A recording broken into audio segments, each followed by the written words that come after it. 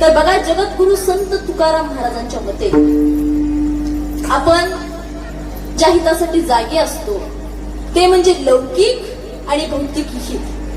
परंतु मायबाप या हितासाठी जागे राहणं फार गरजेचं नाही.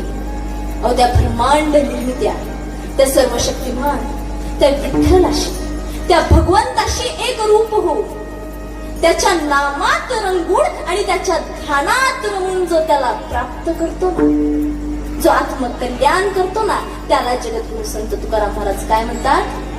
हित म्हणतात. कारण हे हित बाहेरचं हित नसून हे आत्महित आहे. कसलं हित आहे? आत्महित. हे हित केवळ या मृत्यू पावणाऱ्या देहाचं हित नसून हे आत्मा आणि परमात्म्याचं मिलन करणारं सर्वोत्कृष्ट हित आहे. आणि अशा हितासाठी जी कन्या किंवा जो पुत्र जागतो त्याच्या माता पितांना तुकोबारायांनी धन्यता दिलेली आहे. त्याचे माता पिता धन्य आहेत असं तुकोबाराय आपल्या अंगाच्या पहिल्या चरणात म्हणतात. आपुलिया हिता जो असे जागता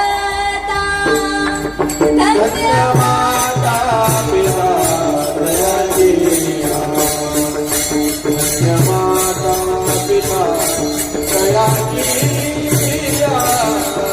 धन्य माता पिता दयाळीया.